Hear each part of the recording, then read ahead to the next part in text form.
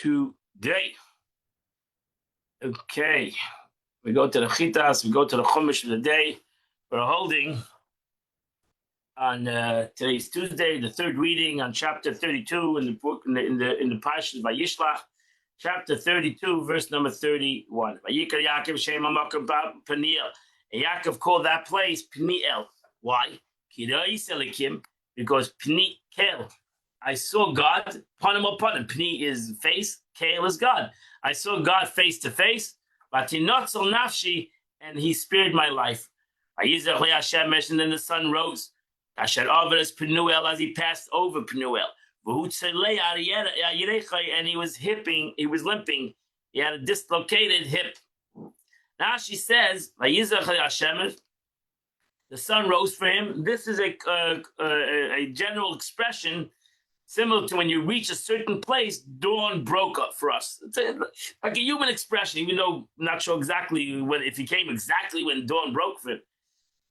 This is a straightforward meaning. It's just an expression. The Torah talks in the language of people. But the Agada, if you look at the Agada, explains it rose for him for his benefit. The Abish just brought the sun up quicker, and it brought it out quicker so that it would heal him. It would heal his limp. As it said, the Son of Mercy with healing in its wings.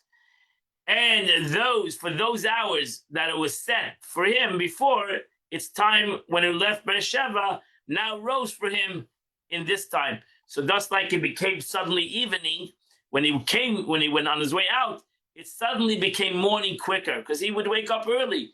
And God wanted him to get healed. And therefore he brought the sun up quicker. Verse 33, that's why from then and on, the Jewish people do not eat the nerve. It's called the Gida Nasha. I think it's called the sciatic nerve. Maybe Rashi says it's the nerve in the hind leg of the animal. And that's very hard to get rid of this nerve. And that's why, again, most kosher establishment in America, they usually give the hind part of the animal to non-kosher because it's difficult to take out this nerve. In Israel, they actually take out the nerve. That's why it's hard to find in America filet mignon because you usually don't have filet mignon in America. You can find it in Israel more because they don't take out, it's called nicker. They don't take out this nerve. The nerve of the hip joint, because the angel touched the hip joint of Yaakov. Here you see openly that whatever happened to the patriarchs were ultimately, it was connected to something of Torah. Not stam a story. Begid Anosha in the nerve to be displayed, the Gid Anosha. She says, why is it called Gid Anosha? Because it sprang Nosha, it moved upwards from its normal position. Nosha has a sense of springing away. Similarly, you find the strength disappeared, Nosha, because God had made me forget, Nashani. So it means the moving of something. Off the hip joint, any flesh that is raised steep or round is called a kaf, a crest. Until the crest flattens, mentioned, is a sign of also Simone Bagris, the time of puberty. Chapter 33, verse number 1. Yaakov uplifted his eyes. And he saw from a distance that Esav is coming. And he had a group, like it's true. He's coming with an army, 400 guys. And he divided his children amongst Leah, Rachel, Shvachas. He put the bondswoman, their children first. And he put his Leah and her children in the back. The last group was Rachel and Yosef at that time. Now she says, Yaakov moved slowly to the back. And he went ahead of them. And he bowed down before Esav 7 times. Until he approached his brothers. Yaakov said, if this wicked man comes and fight, I'm gonna fight first. And he went in front of the whole group, But he bowed down to him, and there's a lot of midrashim on this too. Yored says to the cluster, and Asa ran towards him.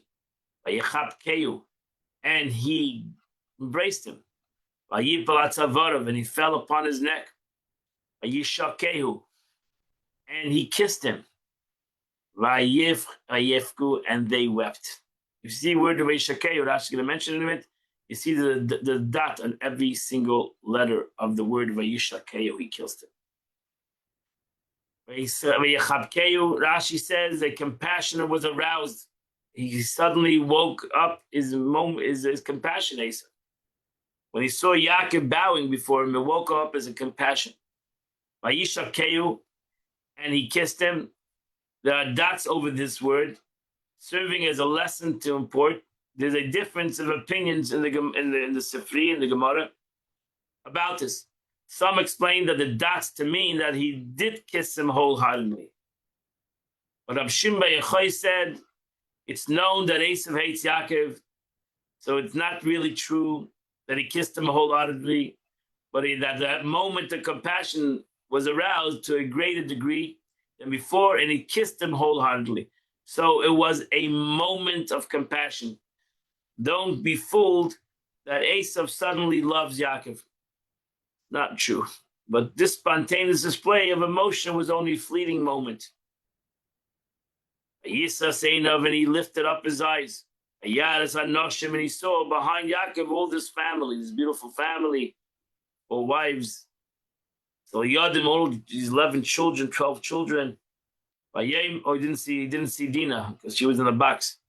He said, who are these to you? He said, these are the children that God has been kind enough to grant your servant. He said, who are these that they are yours? Why did you deserve it? And he answers, you're right. Eibishter gave me this gift.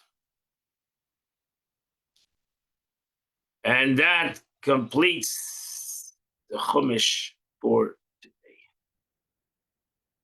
We now go to the Tanya of, wrong Tanya.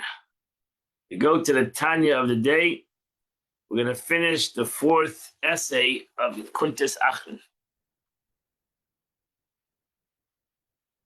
Again, I get a little Kabbalistic here, my friend, as the Alter Rebbe starts off with the Alter Rebbe starts off this with a statement of the Zohar, Eitz Chaim. That's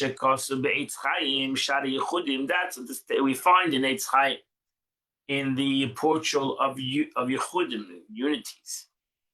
They hakavana, through intention, nasa levush neshama. A neshama garment is formed. Ooh, oops. So here we see that the Alter Rebbe did the Zohar writes and Shari this Beitz Chaim that there is something that happens through kavanah, that a neshama, the garment of the neshama, is created. Through Torah learning. Levush ruach, the ruach, the spirit garment is born.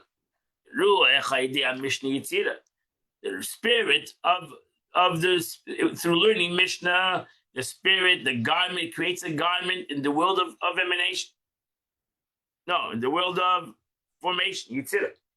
But ruach neshama, and the spirit of the neshama is created when you learn Gemara, the Beriah, in the world of creation.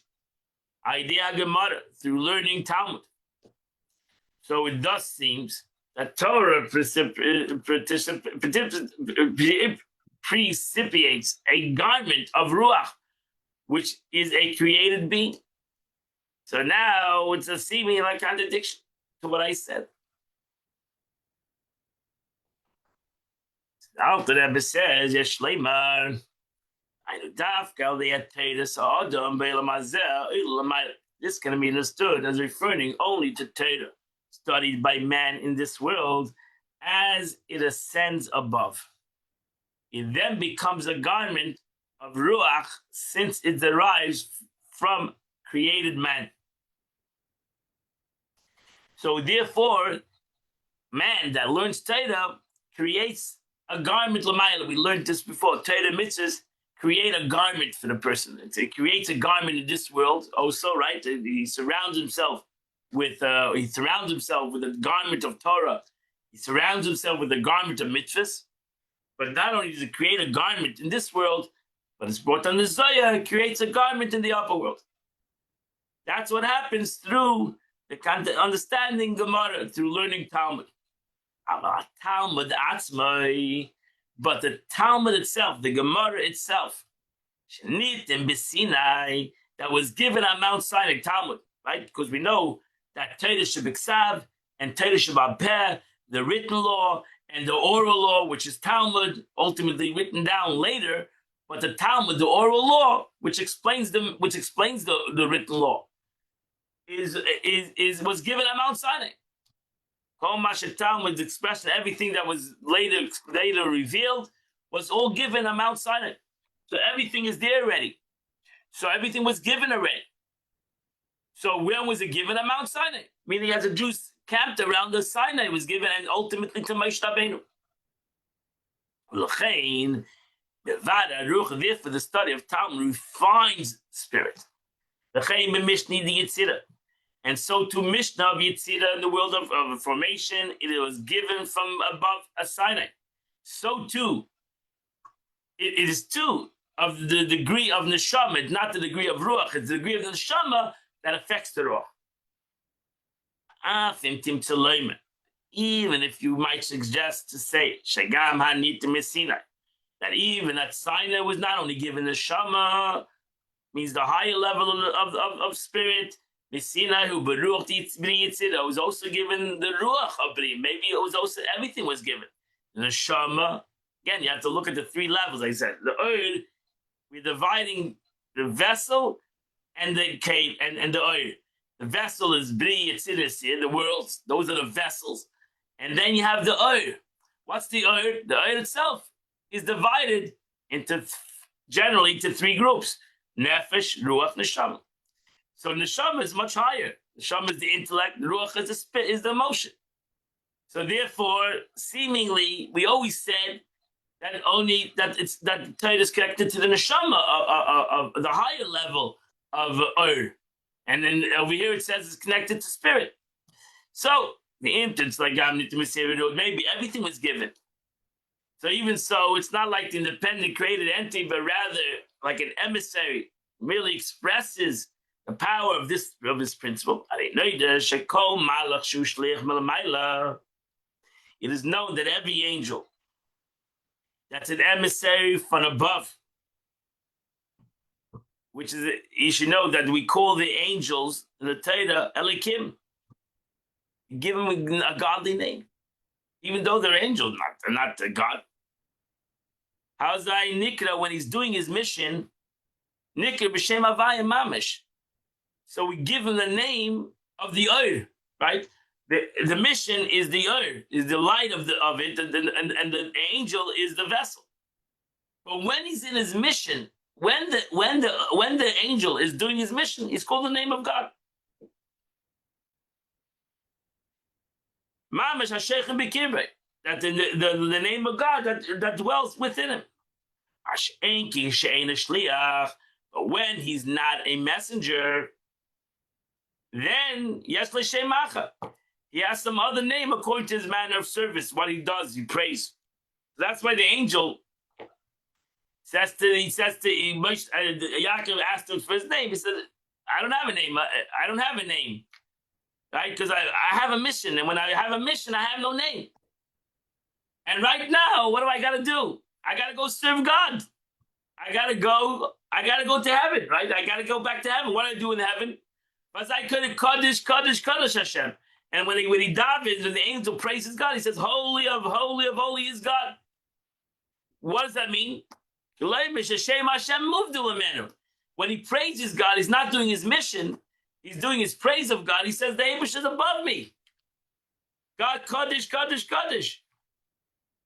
is far above me. We thus see that entirely possible for a created being, a malach, to be called by the name of actual divinity. When he's doing his message, when he's doing his mission, he's called the name of God. It's the same thing. Just like it's by an angel, so too it's by us. When we're learning Torah, the Shmasa that Isa, they're connected to God. When we're not learning, then it goes into the spirit. Exactly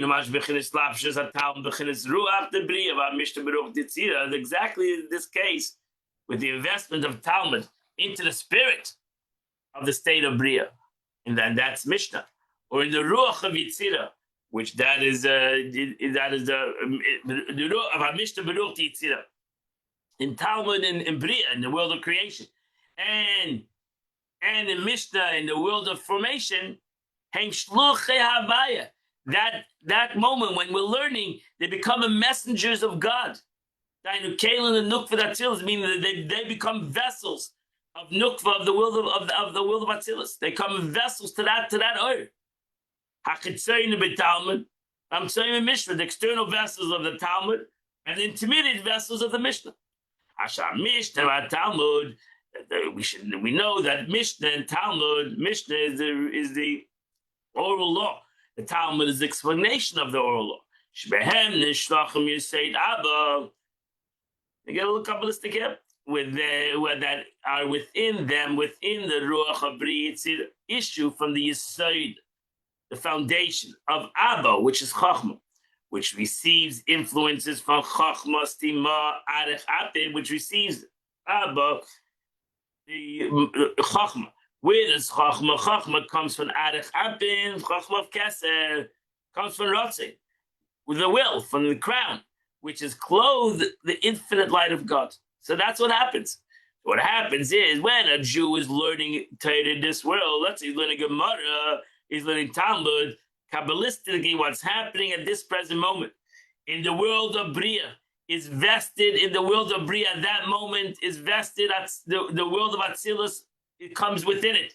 And the world of Atzilus, Nukvat Atzilus, Malchus Atzilus, that comes within it, an Ur, a great light that comes within it, is connected to Chachma Atzilus. Chachma, the world of emanation, which is connected to Keser, which is Arach Ampin of Chachma Stima, comes down unbelievable, which is connected to Eir Ein Sof, which comes down in infinite light. That's what is happening when a person learns. Where's the person sitting? He's sitting in Boca, wherever he might be sitting, and he's learning Torah. So what is he doing? He's bringing down an infinite light of God in this world. That it should be totally incorporated. At the time he's learning Gemara, he's breaking his head over a Gemara, over a Talmud. That's why you should break your head over the Talmud. Shouldn't take it like reading a book. You should work hard on it. Why? Because at that moment, you're bringing down an unbelievable revelation of God in the world. And everything's going to be bottled. Everything's going to be incorporated and nullified in the divine light of God. And what's the beauty of that? Hizeh kol adam, because that's what you're created for. That's why there's a Mishnah Pirkei Avos that a person says, Rabbi Yochanan said, a person shouldn't praise himself in learning, because that's what you were created for. You created for that purpose, to bring godliness to the world. And there's no great Talmud Torah Keneged Kulam. There's no greater way to bring godliness in the world but to break your head over Gemara. To learn Gemara to the best of your ability and break your head over it, as it says. I don't want you physically to break your head, but to break your mind over it and work on. To labor in the learning of Torah, because that's the whole purpose. There's no greater way of revelation of infinite light of God but to learn halacha, to learn oral law, and to work hard on it. And this was the service of Rab Shimon Bar Yochai. All the rabbis, the Tanoim, in the times of the Tanoim, in the times of Maroim, the whole Gemara, the whole Mishnah, what do they want to accomplish? They want to accomplish one thing, Pashit, to bring godliness in the world. Lahamshich oidus barit. They wanted to, and they did it. They accomplished it. Imagine Achman al-Islam, if they wouldn't have Gemara and Mishnah, what would we have? So they pushed it. They took their time and their effort, and they exerted themselves, and they put their life on the line for it too. And they wanted lahamshich oidus barit. They wanted to bring down the divine light in the world, the wisdom of Torah, and the explanation of Torah, and the teachings of Torah. They wanted to push and purify the world. The Mishnah and Gemara were written after the destruction of the second temple. Right? We know the Mishnah, Rabbi Yehuda Nasi wrote the Mishnah in year 198 of present time, which is over 100 years after the destruction. Destruction happened 70 CE. Mishnah was written, and the Gemara was written 400 years later, 500 years later. So these great sages, and again, these great sages lived under very hard times, and they brought about an unbelievable revelation that the world tried to destroy many times, and it's still here. The Gemara and the Mishnah is still here.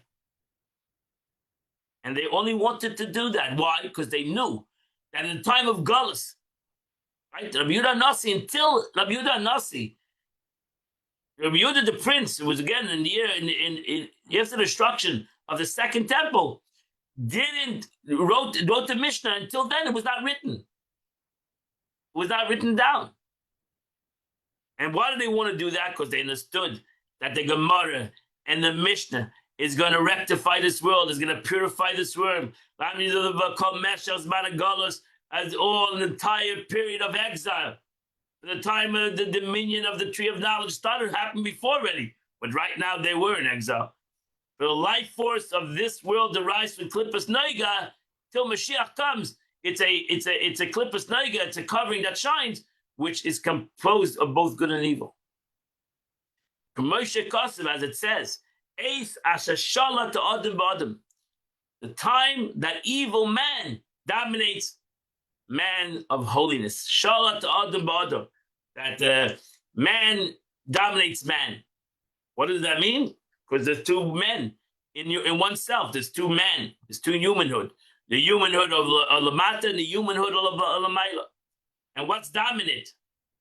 And sometimes man dominates man. Man, Lamata, the lower man, dominates the upper man. Because this is the ultimate purpose of the chain descent, which brings the world into being. That the one above descends, godliness descends. That's a very famous expression. Our avodah is not to come close to God, but to bring God close to us. Most people think our avodah is to go to God. We should get to Gan Eden. No, that's not our avodah. We didn't come here to go to Gan Eden. Because we came from Gan Eden, come from paradise, we could have stayed there. We came down to the world to bring God to the world. That's our avodah. Zeh Adam is to bring godliness to this world. In order to elevate this world, so that there is one and one, that the one of the lower level of unity, Yichudi Tata, of the world of Bri Yitzir Asiyah, is similar to the one, the Yichudi Ilah, the way it's united in Atzilus. So we know, we've learned this over and over. In the world of Atzilus, it's totally one. Surely in Eid and Seif, everything is one. When does everything start to become disunified? In the world of Bria. It didn't start in this world. It started in the world of Bria. The world of creation. That's why it's called the world of creation. There's already a created entity, two entities. Can't come together. And that's when Kabbalah, Chassidus, you have Yichudi Elah, Yichudi Tata. You have your unity the way it's real unity, Yichudi Elah, in Atzilus, that you cannot differentiate the difference between two entities. And you have Yichudi Tata, two entities come together, making peace. So there's still two entities, but there's peace. We're not looking for peace. We are looking for peace. We're not looking for only peace. We're looking for unity. Total unity. Unity that you cannot differentiate between one and the other. There's no difference. And that's our avodah. Our avodah, our service in the world is to bring unity to the world. To bring unity of Yichud Ilah, to bring God into the world, where God and the world is not a contradiction. They don't go together, they are one. Unconscious spiritual service of angels, the Chiluv and the Chinasicha was all based on their intellectual, because ultimately Malachim is created entity. A fear or love, they don't have any mitzvahs. Their avodah is fear and love of God. They have no mitzvahs. They have no concept of intellect per se. They have missions. They don't have their own intellect. They have their passion. They're consumed by their love and fear of God. Their concept is not to bring godless to the world. That's not their avodah. That's not their service. Like because their concept is self-nullification, elevation. That's not our service. Our service as humans is totally opposite than the service of angels. Their service is a stalkus, to go higher, and our service is amshacha, to bring it lower.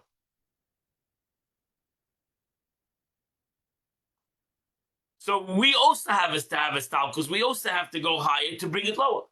But that's the purpose of our going up is to come down, to bring it down. So we learn Torah to go up. We are inspired. We should be inspired by learning and by davening or whatever we do to bring God lower, to bring God more into the world, not to go higher and leave this world. That's not our avodah. Because our avodah is not only in fear and love of God. Our avodah is a ma'aser. Right? That's the pasuk that we say. Befichach ubavavcha la'asoisei. That's right. Beficha is in your mouth, bavavcha in your heart. That's avin yira, is in your heart. But la'asoisei, it's all about the action. So our concept of fear and love is connected and the purpose of action. Their avodah is their love of God says, I can't stay here. I gotta go pray. I can't stay in this world. That's why the angel says to you, I gotta go. I gotta go. I came in to do a mission. I'm done. I gotta go. I gotta go to heaven. Because my whole service is love and fear of God, to go higher and higher in my love and fear of God, and therefore I gotta go. You can't hold me down here. I'm gonna get a late card, and that's not good for me.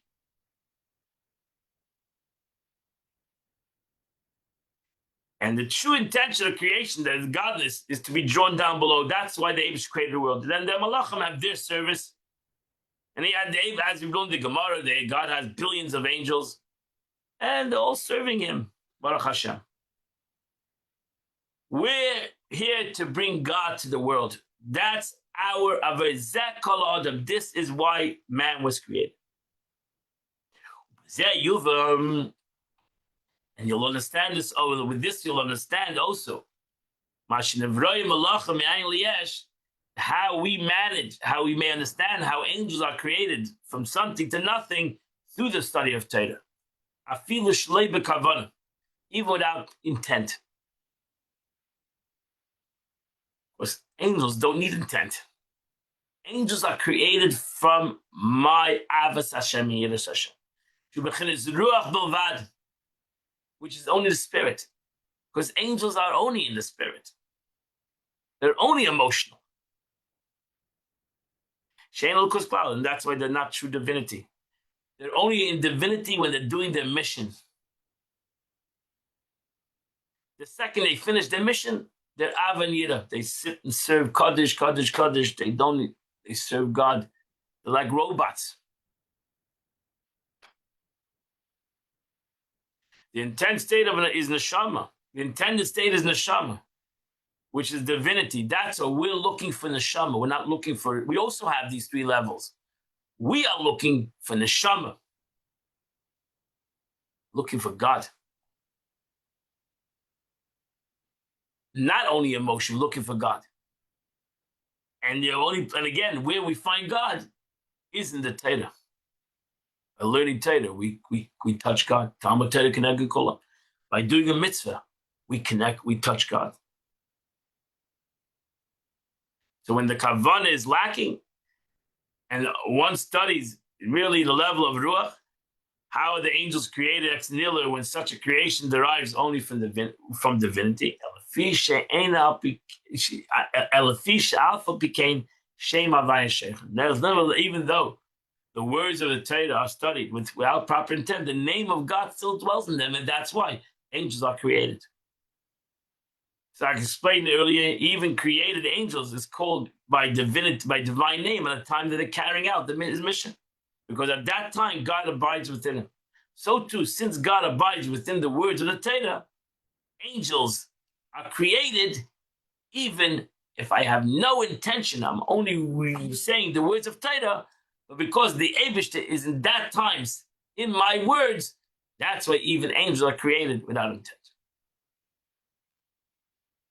And we have finished the fourth essay of Kuntres Achron, and as usually beautiful, the Alter Rebbe always ends, V'dai le'meven. And this should be suffice for those who have understanding. And that ends the Tanya for today. My dear friends, today is the 12th day of Kislev. The Tanya, the Tillim of the day, the Psalms of the day is chapter 66 to chapter 66, 67, and 68. You do those 3 chapters, you do the chitas of the day. The Rebbe writes today, the boys bar mitzvah, we say a bracha, Baruch Shapatrani Ma'ila Shalazeh, right? You have a bar mitzvah, a boy, you have a bar mitzvah in a shul. After the bar mitzvah gets the aliyah, the first aliyah, the father says a bracha, Baruch Shapatrani Ma'ila Shalazeh. So usually it's the whole bracha, Baruch Atah Hashem Elokeinu Melech Haolam Shapatrani Ma'ila Shalazeh. But Chabad doesn't mention God's name. We just say the words Baruch Shapatrani Ma'ila Shalazeh. We don't say Baruch Atah Hashem. We don't mention the Eibishter's name. That's the minhag Chabad. Most of the Jewish world does say God's name. Chabad doesn't say God's name. It says on Mondays, it is said on Mondays, on Thursdays, or Chodesh, not only on Shabbos. You can say Baruch Shapatrani. The bar mitzvah doesn't have to be on Shabbos. It can be on a Monday. It can be on a Thursday. It can be on a Rosh Chodesh. And whenever the bar mitzvah gets the first aliyah, the father says this statement. That's number one. That's the law today. We have a tradition that Rebbe writes, attributed to the Baal Shem Tov, that when one hears an uncomplimentary report about another Jew, even if he does not know the individual referred to, so he just heard something negative about some Jew someplace, he should be very deeply pained. Why? For one of these two is certainty. If they're wrong, if one of these two is certainly in the wrong, because the question is maybe it's not true. So there's two situations. If what is saying about the individual is true, if when you hear Lashon Hara and the person that you heard about, Yankel is not a good person, and it's true, Yankel stole money or whatever, he's not a good person. So then he's defective. So Chmonos and Yankel, the Yankel is not a good person. And if it's not true, especially Lashon Hara, does gossip, Yankel is not even true about the story, then the talebearer is in an unhealthy situation. So when somebody hears something negative about another person, you should either have Rachmanos in the person that the story is about, and if it's not true, you should have Rachmanos in the person that's telling the story. And that is the Yom of the day. I wish you all a wonderful day, a great day. You're all welcome to come tonight, 7 p.m. Happy tonight. Kabbalah of Meaning. It's a beautiful class. We are in the 5th class, I believe, tonight, so you're welcome to come, even if you never came in the past, because Kabbalah, we're learning Torah. God bless you all. See you tomorrow, 8 o'clock. We'll continue to learn the Chitas of the day. Have a wonderful and beautiful